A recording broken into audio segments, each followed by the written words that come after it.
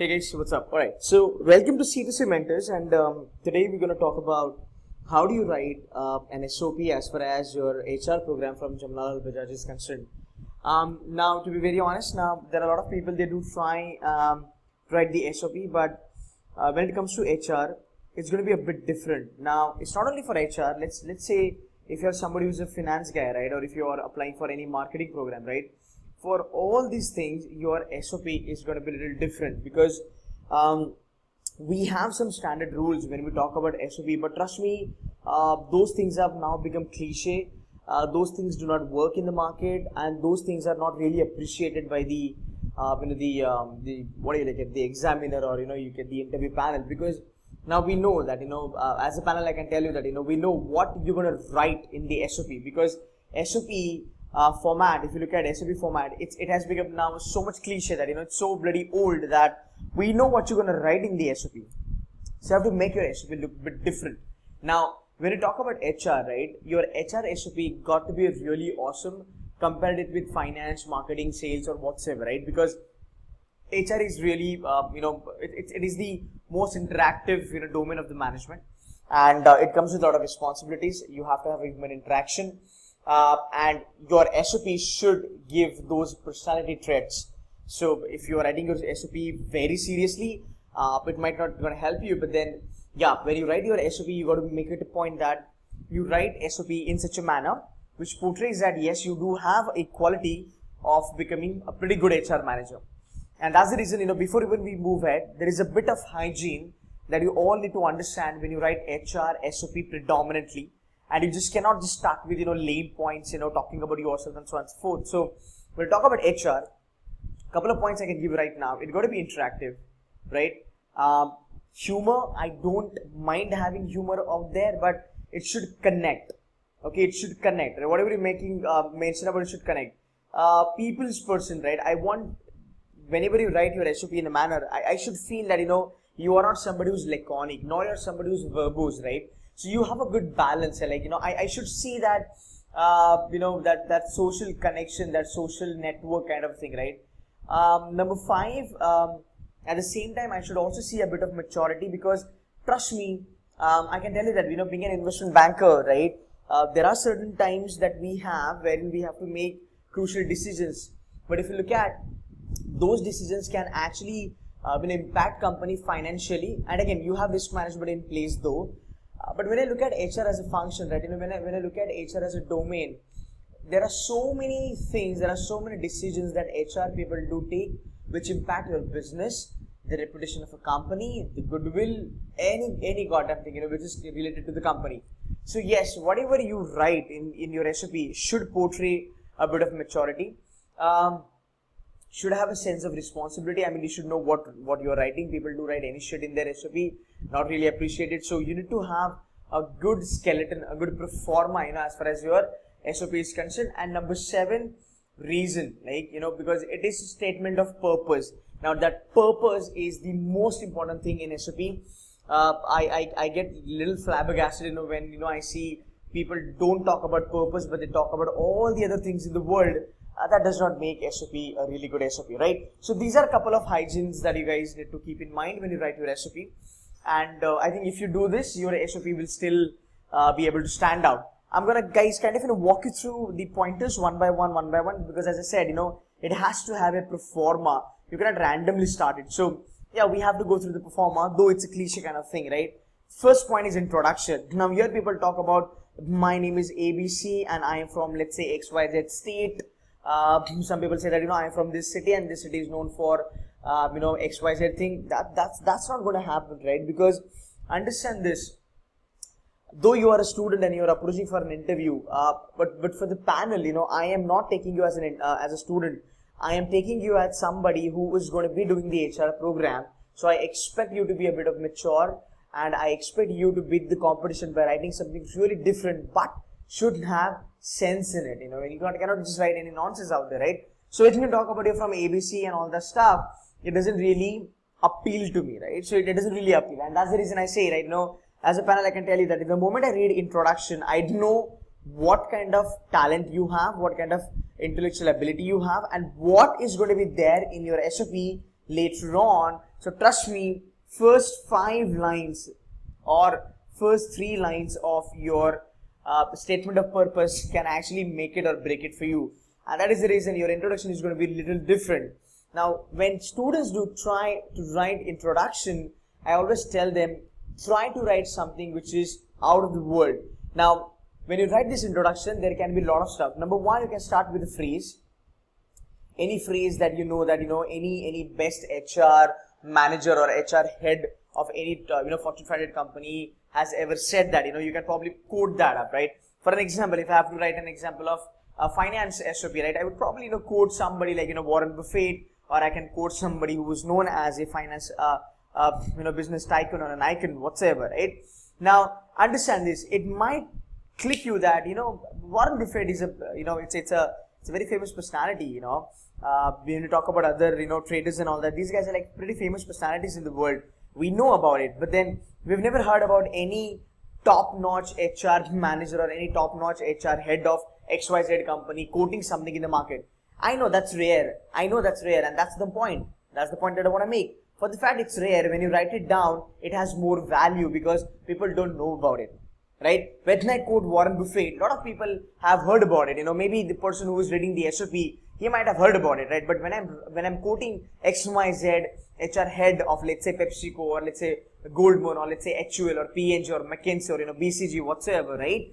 It gives a great impression because that shows me that you are seriously interested towards HR as a career, and that's what you follow, because you know that some HR head of Fortune 500 companies has quoted something. Now that quote should match with your personality, right? So if you're somebody who has got a work ethic, right, and you believe strongly in the teamwork and the leadership and all that stuff, and if you see anybody making that quote in the market, do write that. That's going to give a fantastic impression, because that gives me a clue that this guy knows the HR stuff, right? That's number one.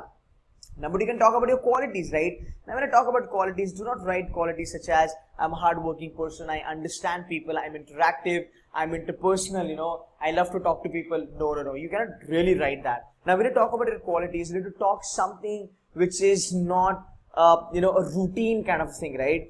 So here you can say that I'm patient. Rather, you can make it a little bit more attractive. You can say that I'm a good listener. I am a patient listener, because HR got to listen to its employee. That's the most important personality trait of an HR. If you are somebody who only believes in talking, probably not a good fit for HR, right? That's number one, right? That can be one of your qualities that you can talk about, right? Interpersonal skills, good communication. It's not necessary that you got to be a good communicator if you really want to be good HR, right? So I don't really want you guys to write all that stuff. So qualities, you only talk about something which is a little bit different, right? Then you can probably talk about your story, right? Something, you can make it a bit of negative, right, out here. You can probably write it in this way. I never thought that I will ever venture into HR, because this is an eye-opener. Not exactly an eye-opener, but I would say this is going to be a bit of a kick, or it's kind of a hook, because when I read this thing, see, the first thing is that as a reader, I'm never going to expect that somebody is going to write in a negative, connotation, right? So I'm not expecting anybody to write in a negative connotation. And when I see that word, when I see that line, it's going to be eye-catchy. It's going to have my attention now, right? So you can say that I never thought that, I'll be venturing into HR, because I have always been laconic. I've been shy, I've been introvert, so on and so forth. And that's where you start your story, because now I'm so goddamn involved in your story that I want to read line. Now I want to read second line, third line, fourth line, fifth line. That's how you engage me. So that's a hook, actually. That's a strategy. Because of that hook, the reader will read your SOP. If you write it in a simple format, or if you're going to write this SOP in a cliche format, or in the old format, or the old pattern, what every mentor is posting on YouTube, or what people are giving in their courses and all that, trust me, it's not going to be impactful, because you got to get their attention. So you got to write something a little different. So I see here, write something a little bit negative, but not really negative in that sense, but just make it a point that it's going to be eye-catchy. Or you can just start talking about your life experiences, right? What were you, and how did you started growing in your life, so on and so forth. But do not talk something on a level of, you might want to write your name out there, write a name out there, but then start with a story, because people would love to read the story, right? And trust me, if your SOP is damn good, you are halfway through your PI, because this is what I believe. This is what as a panel I have always experienced, that the moment I read somebody's SOP, right, and if it is really interesting, I look forward to see that candidate. Trust me, it happens. It happens with all normal human beings in the world, right? If you read something good about somebody, if you read something good been written by somebody, you would love to see that person. Rather, now you're eager to see that person. You want to see that person, you want to talk to that person, you want to ask that person, why did you write this? So I'm going to wait for you. I'm going to wait for you, till the time I see you, and then I want to ask you, why did you write this? Now, let's say you are number 5 as a candidate, and you've got 1, 2, 3, 4. And let's say I am a panelist, right? I'm interviewing people, but still somewhere down the line, this question, right? Something that, very weird way you have written in your SOP is actually hovering on my head. It's something in the back of my mind, and I'm really, I'm not able to kind of focus, because I want to see this person. I want to ask him, why did you write this?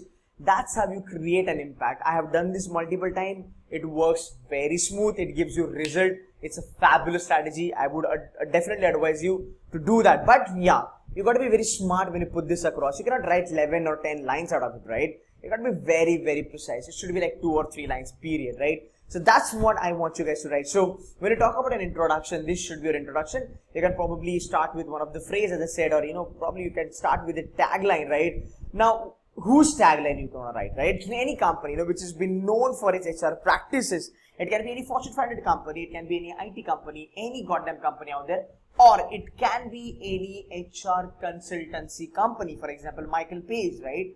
All that stuff. So try to dig into the data a bit, try to have a bit of knowledge, because I want you to see, because it takes 30 minutes to write your SOP, but this 30 minutes should have 3 hours of research.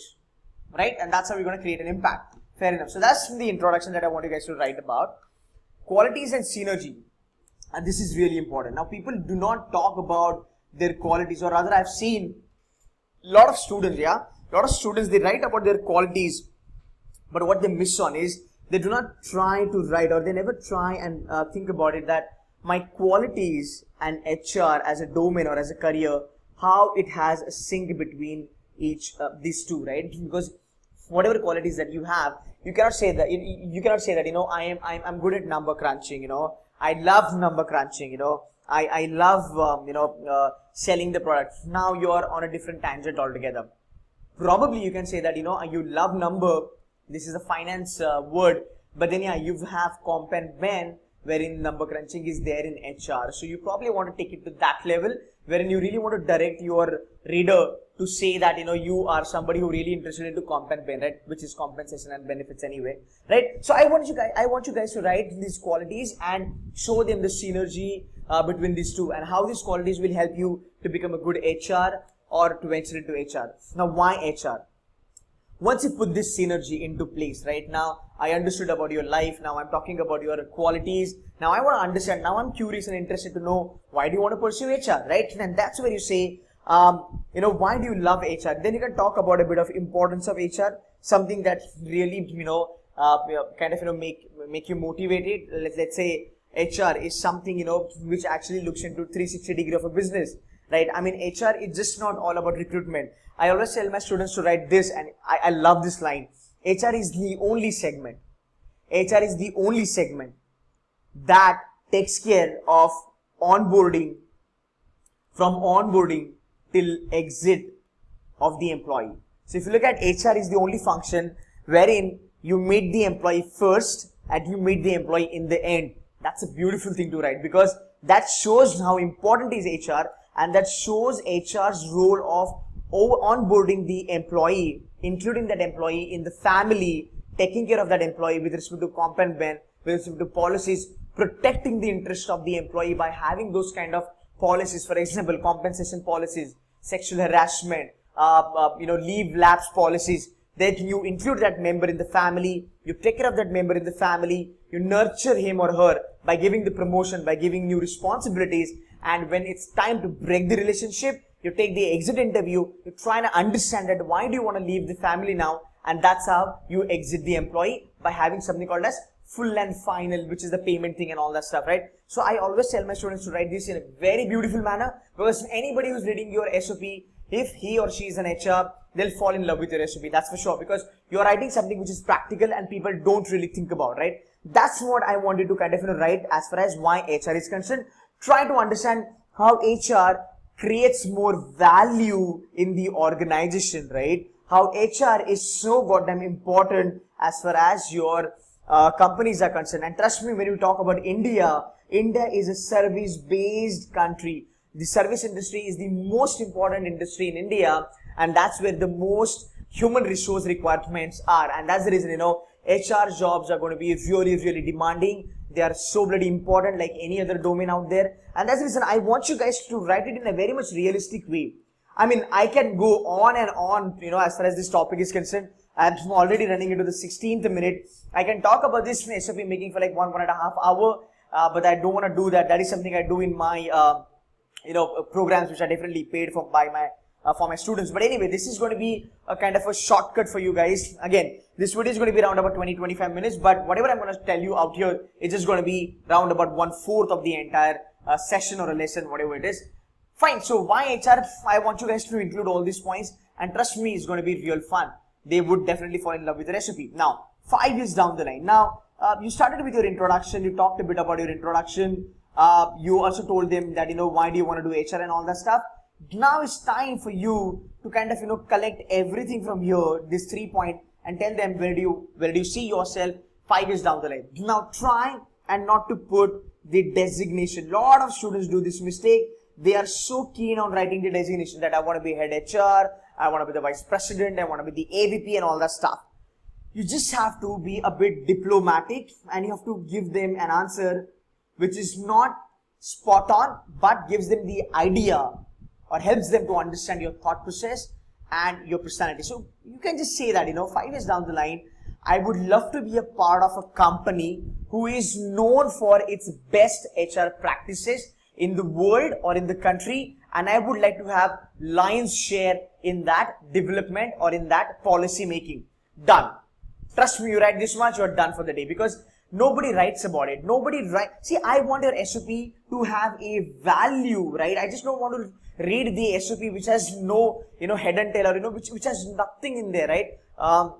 So I always kind of request my student to write SOP which has a value addition, and that's the reason I always say that if you write in this way, you are taking care of the purpose, statement of purpose, right? When you say introduction, qualities, why HR, 5 years, look at the flow. Everything is connected to each other. You are not breaking anywhere, right? You are in such a beautiful flow, and as I said that, you are an HR, right? Because whatever SOP that you are writing, on the basis of this SOP, I'm going to judge you, the way you write, the way you express your thought, because HR is more of emotional quotient or emotional intelligence. That's more of the IQ. I mean, yeah, definitely IQ is required, but it's more of an EQ kind of a job. So I'm trying to understand whether this student out here is capable enough to provide this EQ or not. Trust me, it can be JB, it can be any goddamn thing, but trust me, even for XLRI, I train my students to write in the same fashion. I've got fantastic results out of it. So I'm telling you guys to write it on a very much high level, because it becomes very easy to, select you rather than comparing your SOP with somebody else and trying to eliminate you. Be outstanding and go for the next round, right? So 5 years down the line, where do you want to be? Next we talk about is, now this is what you are. These are your qualities. Again, you talk about, this is what, the reason why do you want to do HR. At 5 years down the line, where do you see your career map? So you can probably talk about your career map, definitely heading upward. And when you talk about this, when you combine this as a whole package, how JB as a brand is going to help you is something I wanted to talk now. And then you can probably talk about why Jamnalal Bajaj is so important for me to actually get my HR degree done from here. And that's the reason then you talk about why JB. Now don't talk about it's a brand and blah, blah, blah. Everybody knows that it's a brand, right? Talk more about the curriculum. Talk more about the faculty. Talk more about the industry exposure, right? Talk more about how industry perceives this as a brand. So just don't say that Jamnalal Bajaj is a great brand. It is a great brand, no doubt about it. But just say that it has become a great brand because industry respects it. Industry wants people passing out of Jamnalal Bajaj, because that's the way industries look at Jamnalal Bajaj as a brand, and that's what something that makes JB one of the fabulous brand in the country. So I want you guys to write about that, right? Now, after this, when you write all these things, I want you to conclude whatever I've written. Everything should be concluded in 3 to 4 lines, right? Now, this is going to be your beginning. This is going to be the end of your SOP.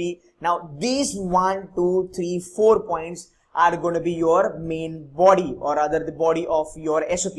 Now, the point is, the SOP can be for 300 words or 500 words or maybe for 1,000 words, right? Whatsoever it can be, right? I want you guys to kind of sit down, jot down all these points, try to write SOP at least 3 to 4 times. Then only you will have a final SOP. So do not write SOP at a first go and make it final. Try to write 3, 4, 5 times, and let's see how can you actually minimize those words, minimize those lines, and write something which is more effective and impactful. So guys, that's it from my side. I hope you enjoyed this session, and if you have any questions, you can get in touch with me. Last but not the least, do subscribe to my channel. Stay updated with all the HR related videos. I will be putting across some more videos about HR, why HR segment, important topics of HR, important questions of HR. So kindly subscribe to my channel and stay updated with the notification. You can also catch me on Instagram. You can like my Facebook page. If you have any question, you can get in touch with me. So guys, that's all from my side. Hope you have good time while writing your SOP. Thank you so much.